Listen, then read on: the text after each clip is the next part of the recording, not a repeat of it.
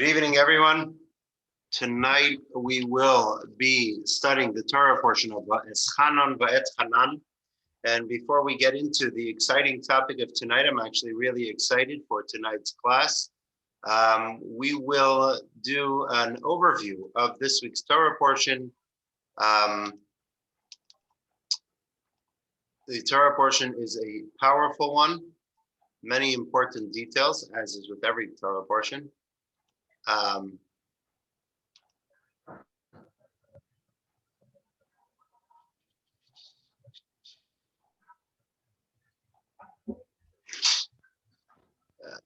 Let's see if we can get it.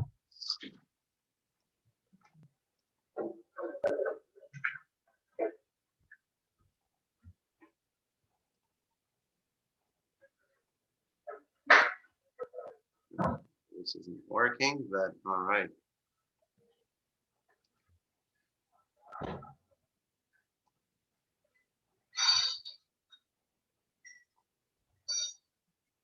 There we go. So hopefully you can see it on your screens now. This week's Torah portion, a quick overview of the Torah portion. Moshe tells the people of Israel how he implored Hashem to allow him to enter the land of Israel, but Hashem refused, instructing him instead to ascend a mountain and see the promised land. Continuing his review of the Torah, Moshe describes the exodus from Egypt and the giving of the Torah, declaring them unprecedented events in human history. Has there ever occurred this great thing, or has the likes of it ever been heard? Did ever a people hear the voice of God speaking out of the midst of fire and live? You were shown to know that the Lord is God. There is none else besides him. Moshe predicts that in the future generations, the people will turn away from Hashem, worship idols, and be exiled from their land and scattered among the nations. But from there, they will seek Hashem and return to obey his commandments. Our parsha also includes a repetition of the Ten Commandments and the verses of the Shema, which declare the fundamentals of the Jewish faith, the unity of Hashem, hear, O Israel, the Lord our God, the Lord is one, the mitzvahs, to love God, to study his Torah, and to bind these words as tefillin on our arms and heads, and to inscribe them in the mezuzot affixed on the doorposts of our homes. That is the Torah portion in a nutshell, which brings us to our topic. And that is, sometimes we have preconceived notions, ideas about someone and something, and those ideas are almost impossible to change. Sometimes they're harmless, these preconceived notions. Other times they can lead to disaster, as seemingly was the situation leading up to the Yom Kippur War in 1973. At that point, Israel, as president or prime minister, Yitzhak Rabin later recounted that he arrived shortly before Yom Kippur War back from his stint as the ambassador to the United States in 1973. And he says that the feeling and the reality in Israel was a very different one than the one he left 5 years prior. And that was, at that point, the Israelis felt invincible. They were on the heels of the 67 war, the miraculous 6-day victory over all their enemies. They had destroyed the air force of their enemies, and they were certain that it was nearly impossible for anyone to attack them. No, it was the unthinkable. It was a concept that was so deeply ingrained in the Israeli society, not just in the Israeli society, but even in the intelligence and the military, were deeply associated with this concept, or conceptia in Hebrew, that so much so that even when the analysts, seeing what was going on in the Amman, the Israeli military intelligence, saw what was going on and how the enemies were amassing at the borders, and they knew the war plans of their enemies, they thought, nah, no one's going to dare start up with us. Even a short few hours before the attack on Israel, on Yom Kippur, 1973, I forget his name, but a major general in the Israeli army was quoted as saying that it's impossible, no one will ever attack us because their air force was just too decimated and their morale is too low. And we all know the unfortunate outcome of that, that the Israelis were taken completely by surprise. Unfortunately, there were many casualties. Miraculously, just a few short months or weeks later, Syria and Damascus and other major places of the Israelis, Cairo were of the Arabs, of the enemies, were within reach. Nothing short of a miracle, but those first few days or even weeks were disastrous because of this preconceived notion that they were invincible. And so the reality is we all have such preconceived notions. What are those preconceived notions? And is there a way for us to go about circumventing these conceptions, these preconceived notions that we may have? And obviously, I'm not talking about, we're not about to attack anyone. We're not about to be attacked, at least I'm not. But we're talking about these ideas, these preconceived notions regarding our relationship with God, our relationship with Torah, our relationship with the Jewish people.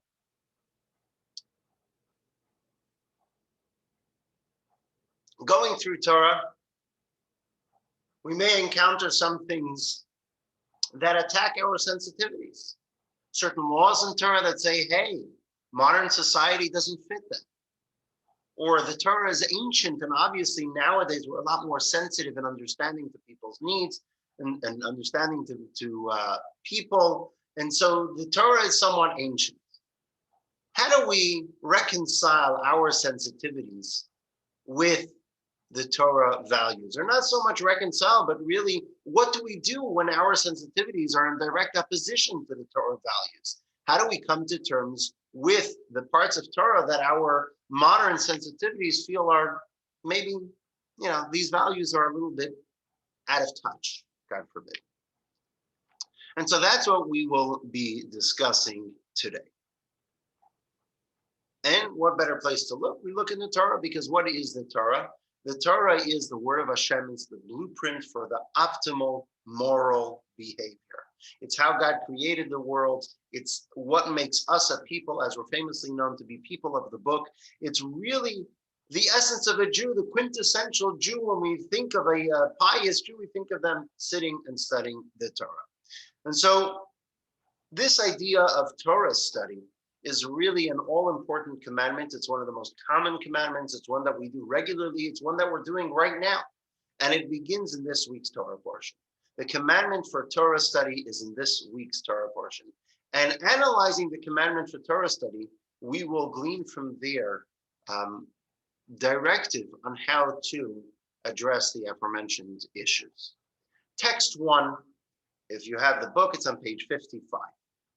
The verse tells us, it's a verse from the Shema. We're very familiar with it. V'shinantam levanecha v'dibarta bam, v'shivtecha v'veitecha v'lechtecha v'aderech v'shachtecha v'kumecha. And you shall teach them to your sons and speak of them when you sit in your house, and when you walk on the way, when you lie down, and when you rise up. What's the mitzvah that we're talking about? What's them? The words of Torah. We shall teach them to our children. And so it's peculiar, if you'll notice, that the only mention in Torah when it talks about studying Torah, it says it in the context of teaching it. And you shall teach them to your sons. It doesn't say, and you shall study them. It says, you shall teach them to your sons. Following that, it says you should do it when you lie down, when you rise up, and so on and so forth. First and foremost, teach them. Not only that, the code of Jewish law. The later sages, they use it in the same format, in the same context, in the same order. First about teaching the words of Torah, and then almost as a side point, oh, and by the way, you also have an obligation to study Torah. In the words of Maimonides, text 2a. A father is obligated to teach his son Torah while he is a minor, as the verse states, and you shall teach them to your sons to speak about them. Just as the person is obligated to teach his son, so too is he obligated to teach his grandson, as the verse commands, and you shall teach them to your sons and your grandsons. This charge is not confined to one's children and grandchildren alone. Rather, it is a mitzvah for each and every wise man to teach all students, even though they are not his children, as the verse states, and you shall teach them to your sons. The oral tradition explains, your sons, these are your students. A person who was not instructed by his father is obligated to arrange for his own instruction when he can understand. As the verse states, and you shall study them and take heed to perform them. Once again, we have this order. The first the first three paragraphs are talking about teaching one's children. Only after that do we have where one has an obligation to study for himself. And the same is in the Maimonides book of mitzvot, text 2b. Also, he has these 2 points, teaching followed by study. The 11th mitzvah is that we are commanded to study and to teach the wisdom of Torah. This is called Talmud Torah. And the source of this commandment is God's statement, teach them to your children. This commandment is repeated numerous times. Learn them, do them so that you will learn them. This commandment is stressed and encouraged in various passages spread throughout the Talmud. This puzzling idea is repeated constantly. Teach, and from the verses connected to teaching, we know that one is also obligated to study Torah. But it's all within the context of teaching. Even in the code of Jewish law, where one would think that it would be organized, one is obligated to study Torah. Following that, we have one is obligated to teach Torah. It also says it in that order, the order of first your son, teaching your children, followed by teaching yourself. Here's a quote from the Code of Jewish Law. There is an active mitzvah on every Jewish person to teach their son Torah. If one's parents did not teach them, they are obligated to study on their own. And so once again, we have it almost like a byproduct is studying on their own. Primarily, the parents ought to teach their children Torah. In the words of the Rebbe, it is puzzling. It would make sense to first state the overall mitzvah to learn Torah, namely personal Torah study, and only thereafter to state that it is not enough to learn on your own, but you must also teach others, starting with your own child. So why is this context always, why is the commandment to study Torah always in the context of teaching? A further detail that's somewhat puzzling is this idea, why is it always associated with young children, teaching with young children? You want to say that for whatever reason, it's got to be in the context of teaching, then teaching in general. There's always an important aspect of teaching. Education is very important. Teach adults. Why is it all about teaching the young children?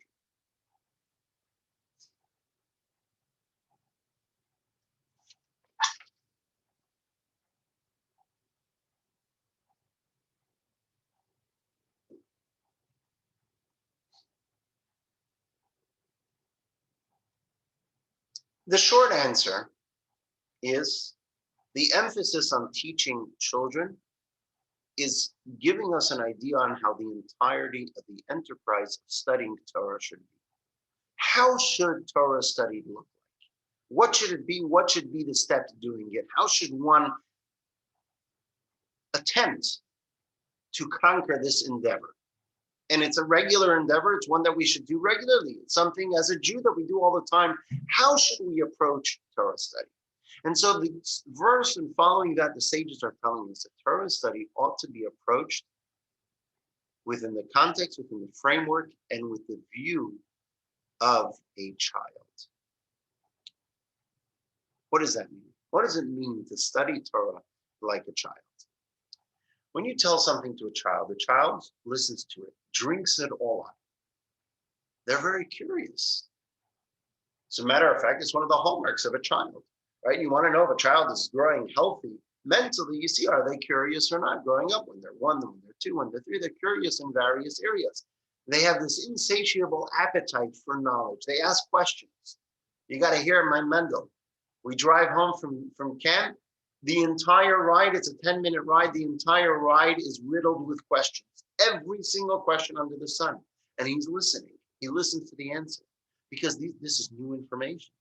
He's asking the questions because he has no idea what these ideas think. This is forming his knowledge base. It's new. It's exciting. And he's drinking it all up. Which is why it's exciting to tell kids these magical stories and with ideas of various ideas which may not be even literally possible, but nonetheless, kids listen to it. They get excited about it, or they have scary dreams about it, whatever it is, whichever type of stories one may be telling the children, which is why we have to be very careful what we tell children, is because they drink it all up. Because it's new. It's unique. They have no preconceived notions. And here's a very powerful quote from the Tractate of the Ethics of Our Fathers that puts it beautifully. Text 5.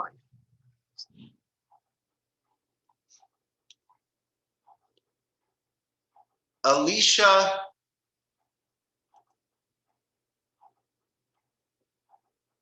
Ben Avuya said, "He who learns when a child, to what is he compared? To ink written upon a new writing sheet. And he who learns when an old man, to what is he compared? To ink written on a rubbed writing sheet." Now the metaphor seems straightforward, right? Ink gets absorbed in the paper. A young child's, his paper is clean. It's a clean paper. It's fresh brain, fresh mind. It's open to absorb the ink. It's open to absorb the beautiful words of Torah. And so when you're writing on it, it's fresh, it's sharp, it's there, and it's there for eternity. What's the second half of the Mishnah?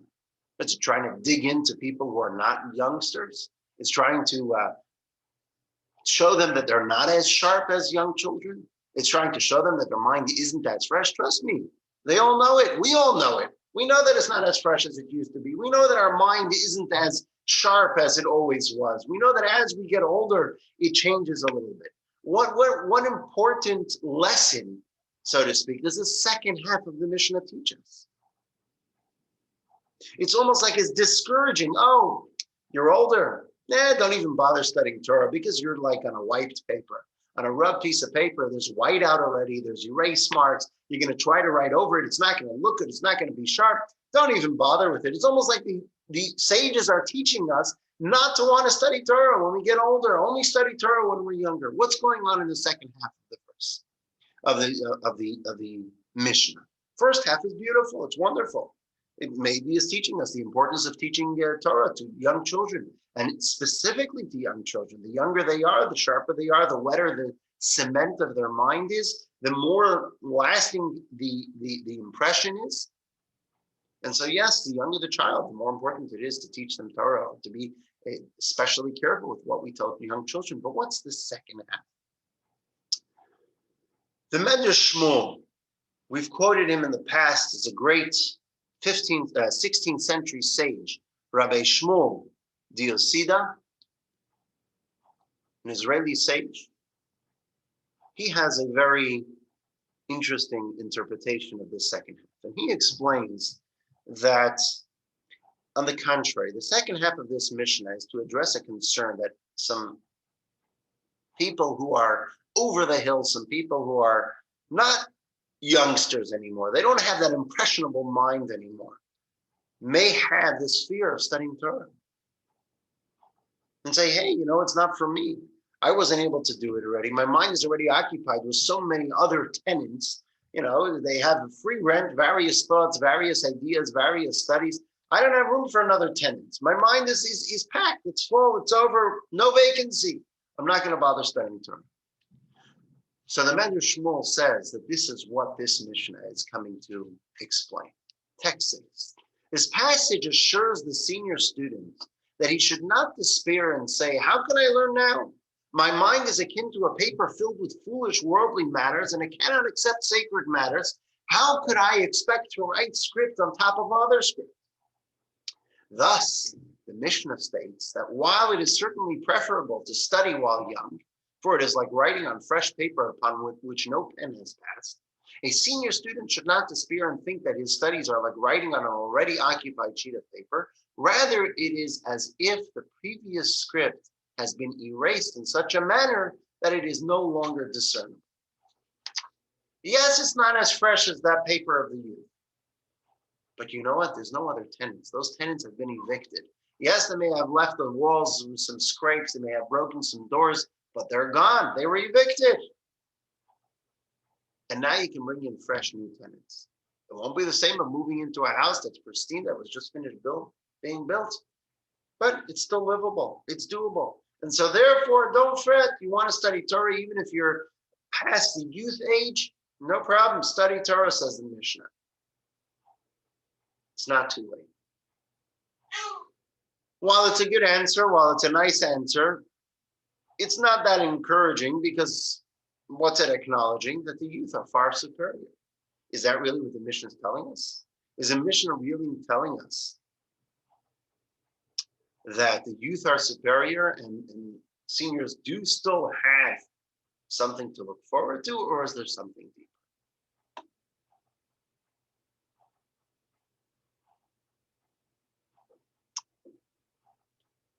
The Rebbe shows us a deeper, more profound message in this mission.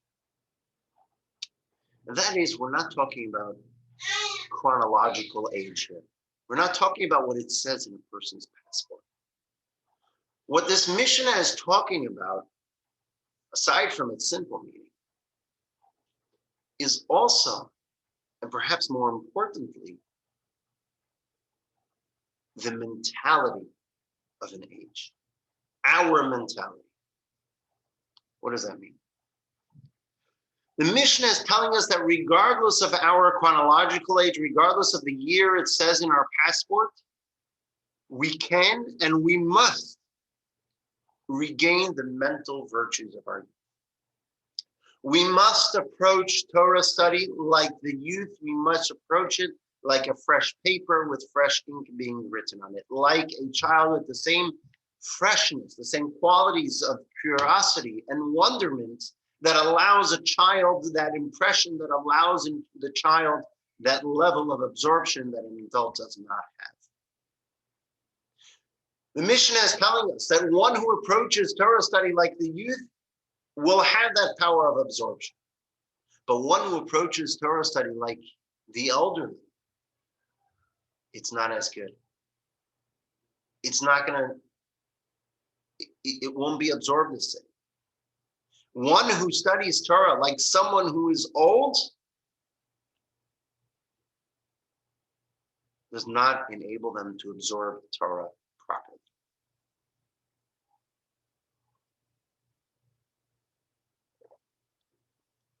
Practically speaking, when we study Torah, do we come to the table with a fresh mind, with an open mind, ready to accept what the Torah is telling us?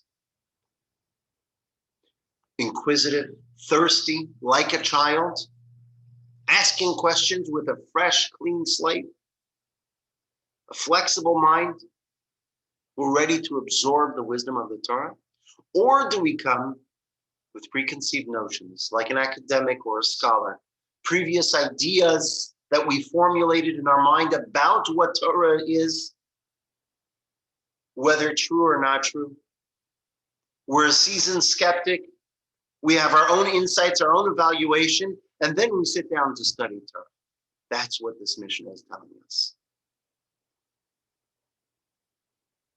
The Mishnah is telling us that an adult ought to restore this level of humility, intellectual humility, and and cleanliness of the mind, so to speak. The childlikeness in order to study Torah. Text 7, the words of the Rebbe.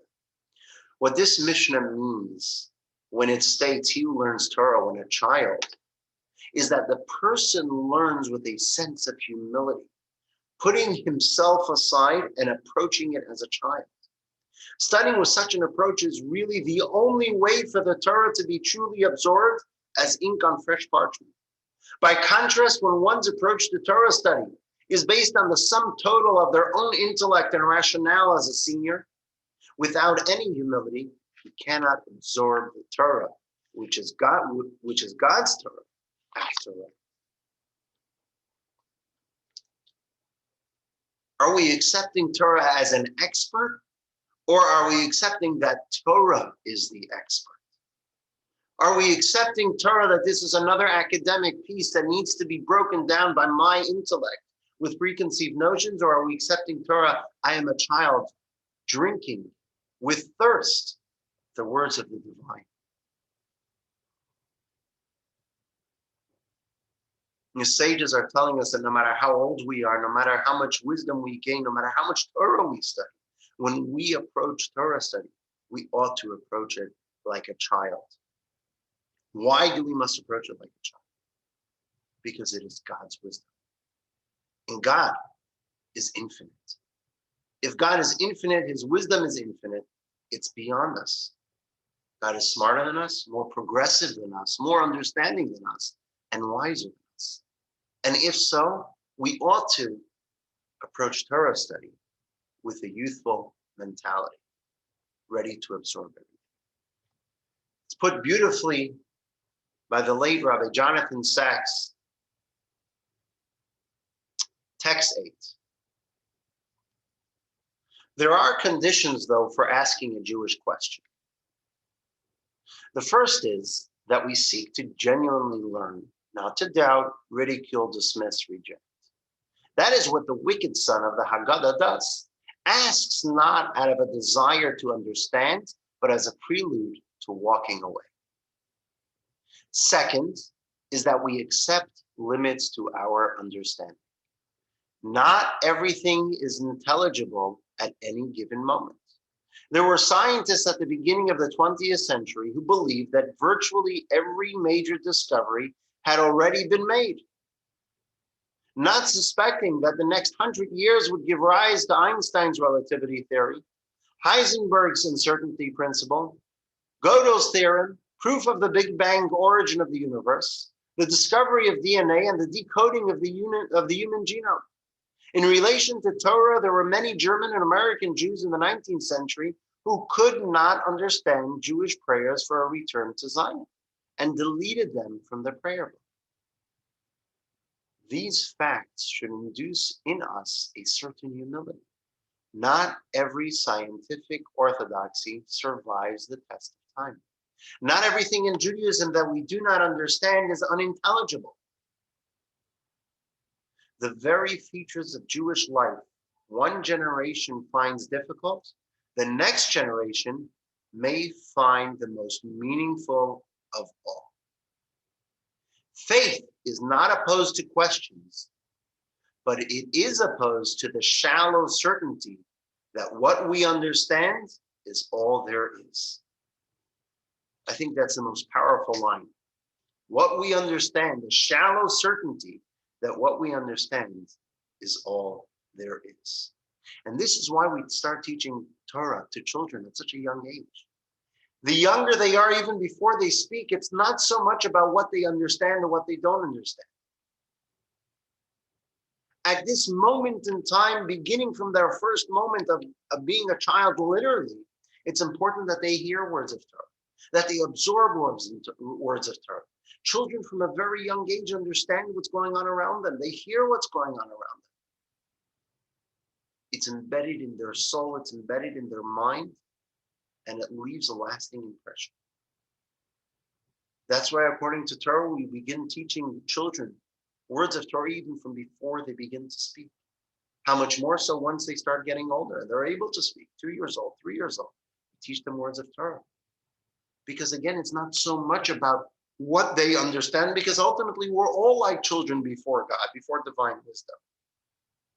It's about the words of the divine. And so when we approach Torah study, we ought to approach it the same way. Text 9. The fact that Torah education begins with even small children underscores the idea that the premise and foundation of all Torah study is not so much its intellectual wonder, rather it is about remaining humble and small, submitting to its author, who transcends all logic. This notion of humility is not specific to the mature adult, rather it is the domain of everyone, even by dint of their soul, a small baby who has just started speaking. The fact that the instruction to an adult to study Torah is recorded only as part of the instruction to teach the children teaches us that even when a person is engaged in rigorous, intellectually stimulating Torah study as a mature adult, they must still retain that humility, the wonderment of a child.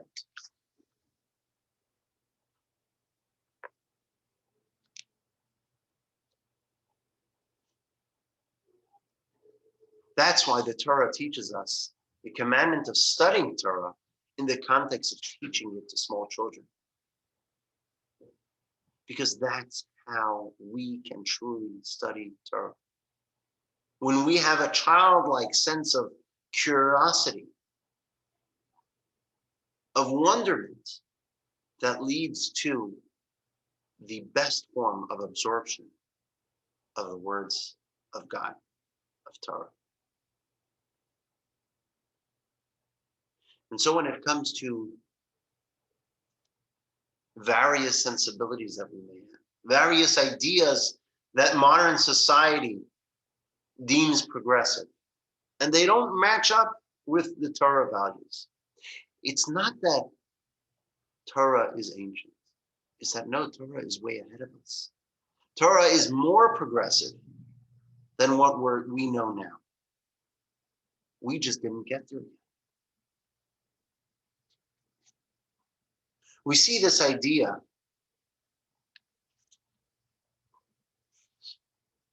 by the giving of the Torah at Mount Sinai. This idea, this process of humility, of putting ourselves aside, putting aside our previous assumptions, and accepting the Torah with a childlike wonderment and curiosity, is expressed in the process of the giving of the Torah at Mount Sinai. Text 10. Here's the story of the Jewish people in the third month, children of Israel's departure from Egypt. On this day, they arrived in the desert of Sinai. They journeyed from Rephidim, and they arrived in the desert of Sinai, and they encamped in the desert, and Israel encamped there opposite the mountain. They arrived at Mount Sinai. They're about to receive the Torah.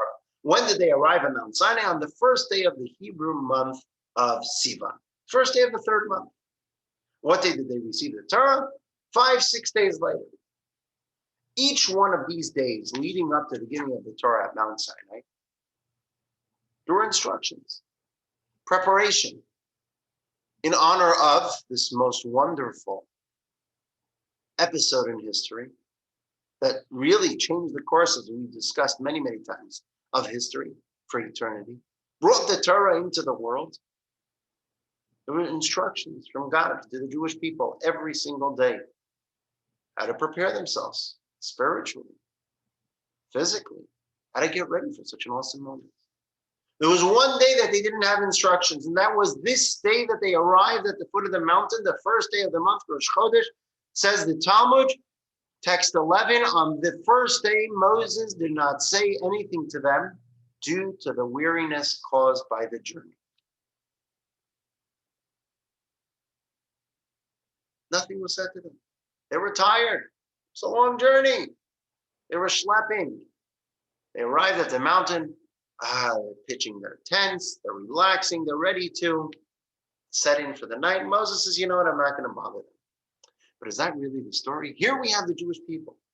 What's going on? They left Egypt. Remember, they were enslaved for over 200 years. Miraculously, there was a year of tremendous miracles, of 10 plagues, and finally, the greatest miracle of the Jews leaving Egypt. Close to 2 million people leaving the most fortified prison that ever was. Miraculous. And what was the point of it?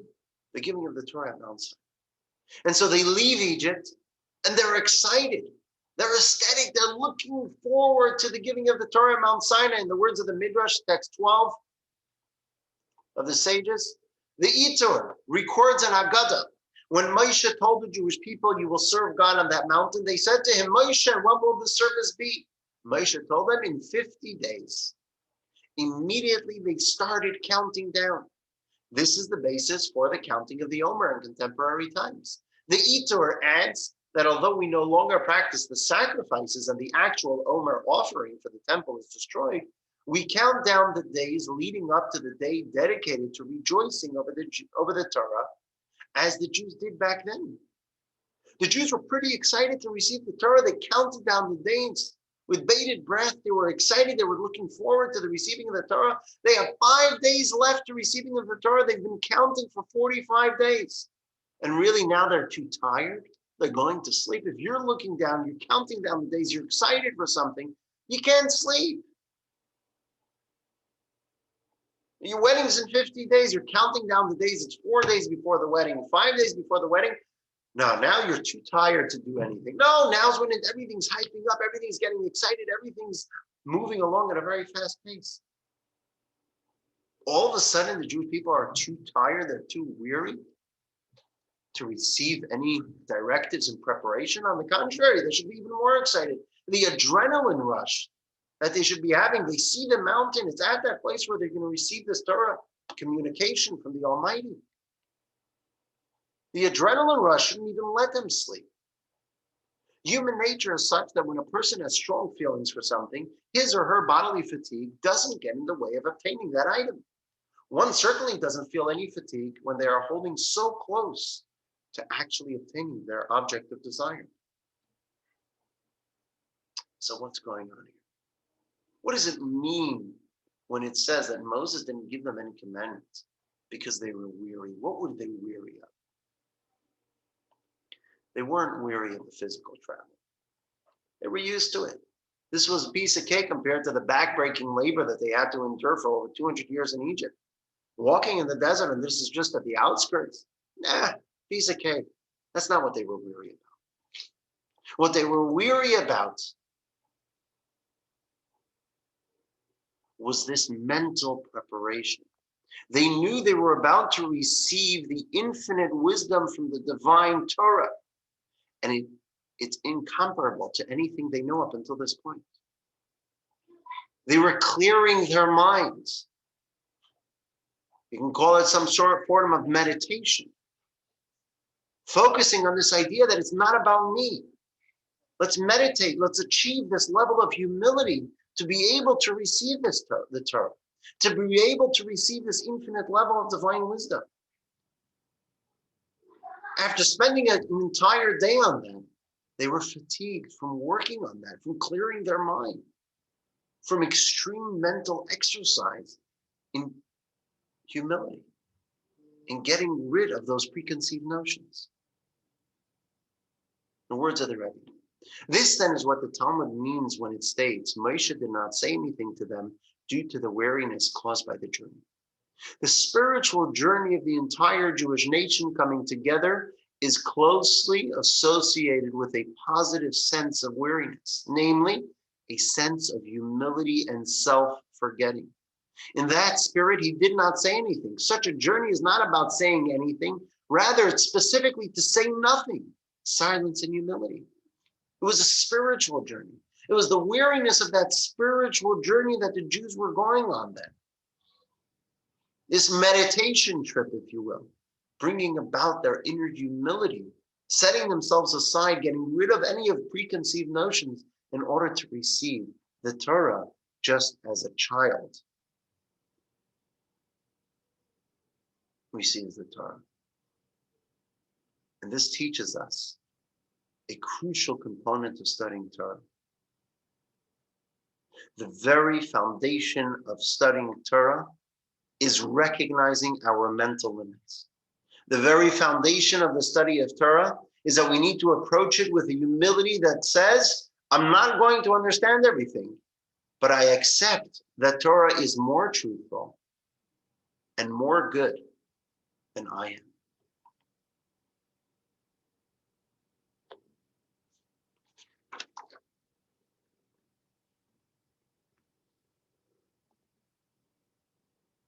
So when it comes to study Torah, is that possible? Is it possible to approach Torah study without any preconceived notions? We're human. We have preconceived notions. We have plenty of knowledge about plenty of things. It's not easy. It's tough. But it's easier if we reframe our adult knowledge. If we consider that facts that we consider our facts are not necessarily rock solid. Right? There was a time when people thought that the earth was flat. Still are some people, right? There was a great scientist or mathematician who said that that the world will never need more than 5 major computers and 5,000 copy machines, right? Almost every block in our city has that now. We go through these statements of various mathematicians, scientists, researchers, various respectable academics who said statements that are, now we look back and they were preposterous. Right? I have some here. It was the IBM president who said, I think there is a world market for maybe 5 computers and 5,000 copy machines. How off base he was. David Sarnoff, an associate of commercial radio and television pioneer, said, the wireless music box has no imaginable commercial value. Who would pay for a message sent to no one in particular? Right? The great astronomer and mathematician Simon Newcomb said that flight by machines heavier than air is impractical, insignificant, if not utterly impossible. And you know when he said this? 18 months before the Wright brothers flew their plane. He was a respected mathematician. He was a respected astronomer. And what he said at the time may have been sound, may have been fact. Looking back, it was utter nonsense. Right? Television will last because people will soon get tired of staring at a plywood box every night. Said a movie producer for Fox. The Nobel Prize winning economist Paul Krugman said, by 2005 or so, this is a great one because he's still around, Paul Krugman, I believe. He said, by 2005 or so, it will become clear that the internet's impact on the economy will be no greater than the fax machine. Oh, and how wrong he was, right? Between Amazon and everyone else, no greater than the fax machine. It's a lot greater than it. And if you go through history, there's so many of these examples. It's not saying that they were wrong at the time. It's not saying that they were wild and untruthful. No, that was the information they had at the time, but information evolved, realities changed, the facts changed. But one thing stayed the same, and that is the Torah. Because the Torah's divine wisdom, the Torah is way ahead of us. The Torah is way more progressive than we'll ever be. The Torah is way more good than we'll ever be. We're playing a game of catch-up. And if we analyze these ideas and we focus on that, we'll be able to start learning Torah without any preconceived notions, understanding that we're playing a game of catch-up.